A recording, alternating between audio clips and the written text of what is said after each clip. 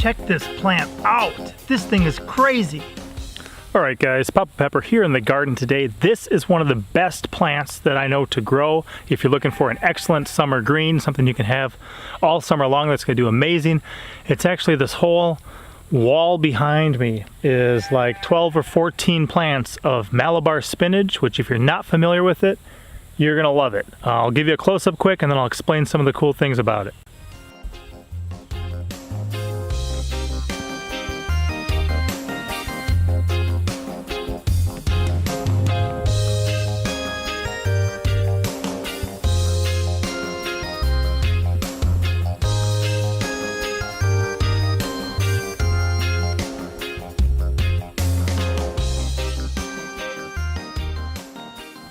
So, why do I love Malabar spinach? Well, I've actually wanted to grow this one for many years. It's known by a few other names like a vine spinach or Ceylon spinach, and I finally got to grow some this year. I am super impressed with it, absolutely love it, and we really have been using it in a number of ways.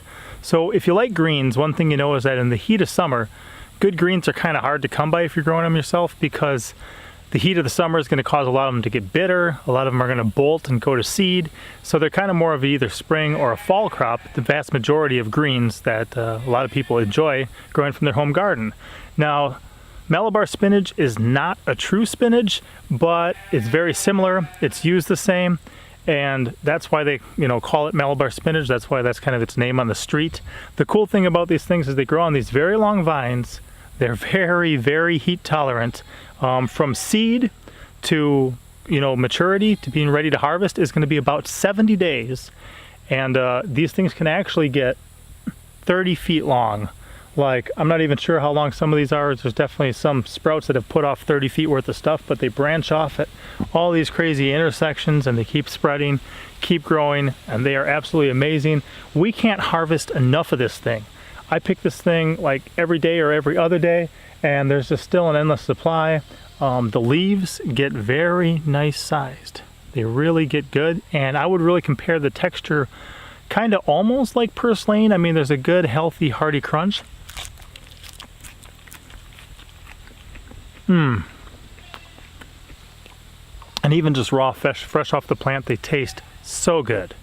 Peeking over the top of this, you can see there's a lot of these where they're flowering and going to seed. First they have these little white flowers, they have these green balls, and then they eventually turn into these little almost black purple balls, which inside of each one of those is a seed, and the seed is about the size of a BB.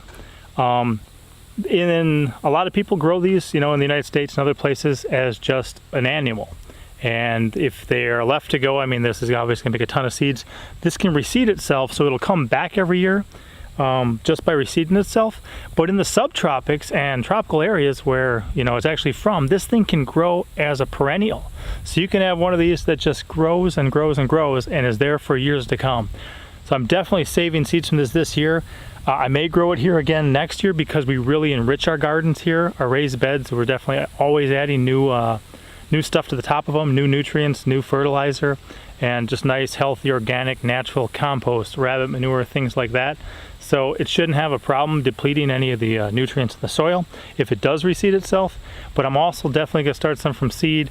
And like I said, this is like too much for my family even to harvest. So this is amazing how much we can get off of just one tiny little like 8-foot run of 12 or 14 plants.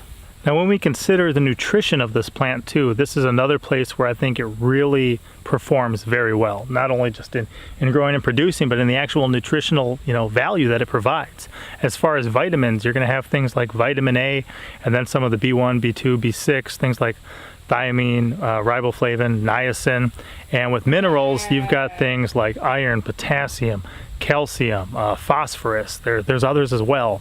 And then lutein and beta-carotene, are both powerful antioxidants that the Malabar spinach actually has, and we're able to enjoy all the blessings and the benefits of this plant when we get to enjoy it and eat it. So if you think about, okay, so it's a bunch of leaves, right? A bunch of leaves. So what exactly do you do with them? Well, personally, I do a number of things with them. We do enjoy eating them raw. That's one of the great, things about a lot of food from the garden is when you can enjoy it raw. There's so much good stuff that comes out of raw food.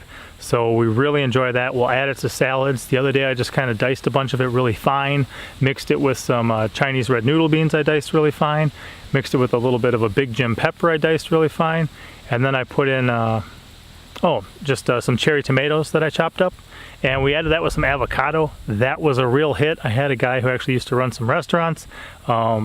He tasted it and he said, wow, this is so good, what's in here? And I'm like, this is so simple, it's so natural. It's pretty much, 4 ingredients, plus the pepper was in there too, but really good, really tasty. You can also cook it. We love using it in stir fries. Absolutely love using it in stir fries. Been doing a lot of that lately. And there are other varieties, or other options that you can use in the kitchen too. You can do things like put it in soups or stews. We haven't done that yet. And one thing to note is that when it is cooked, it can also be a mild laxative. So that's something to keep in mind. Especially if you run into different health issues where you're getting a little bound, a little whatever, it can be a mild laxative when it's cooked. And as far as, herbal remedies, there's some claims that this thing will do stuff with testosterone and just reproductive health. I don't know about that yet. We've got a small pile of kids already, but we just started eating this, so we seem to be doing pretty good. Before we met Malabar Spinach. And another thing that they'll do is they'll actually cook the roots as a cure for diarrhea. So that's a pretty cool thing to think about too, is that not only is it a healthy, nutritious plant that does really good, especially from the heat of summer. We're still hitting 90-some degree days. This thing did great through 100-degree heat. It does great in desert places that I've seen people grow it, but also it's going to need water. And it does like a certain amount of humidity, so if you are in a really dry climate, you may have to keep it well watered, and then also periodically just mist it, just to keep it healthy, keep it happy, and keep it growing and producing. This plant is absolutely insane. So many hundreds of leaves we've already harvested this year.